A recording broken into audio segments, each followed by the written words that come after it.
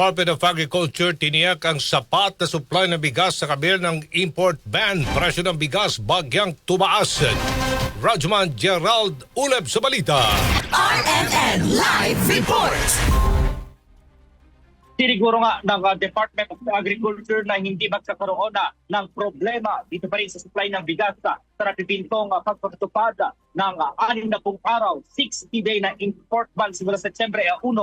Ayon kay Agriculture Assistant Secretary Abdel Demesa, pagpapatupad itong import ban ay nakapasok na sa bansa ang paikita 900,000 metric tons ng bigas nitong Abril at Mayo. Dagdag pa rito, nakatakdaring anihin ang malaking bahagi ng lokal na palayan. Kaya tiyak kanya na sapat itong supply. Paliwanag pa rin Demesa, ang layunin ng gobyerno ay mapataas ang farm gate price ng palay upang makinabang ang mga lokal na magsasaka. Batay Gratos na ang tagtala ng pagtaas sa itong farm gate sa 8 sa 13 resyon na pangunahing producer ng palay. Samantala, sa panayam naman ng DZXL RMN Manila, kay Marco Perez, nagtitinda ng bigas sa Kamuning Public Market. Mayroon ng pagtaas sa presyo ng bigas na naramdaman dito mga nakalipas na araw. Kumusta yung supply ng bigas? Ayos naman dati pa rin. Maraming supply? Sakto lang. Ganyan pa rin sa dati yung dati pa rin nga nagsusupply. Pero yung presyo? Tumataas ng bigas. Kada piso. Kada kilo, piso ng piso.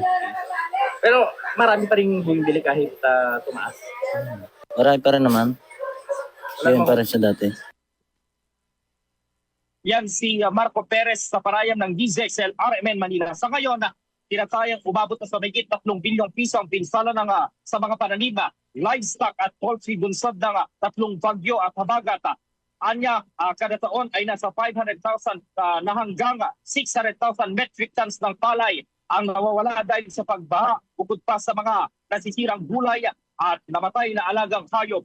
Dahil ito patuloy ang pag-adjust ng mga magsasaka sa kanilang planting calendar upang makaiwas sa pinsala. Kasama mo sa DZXL RMN Manila, Radyoman Gerald Uleb Tatak, RMN. Thank you, Gerald.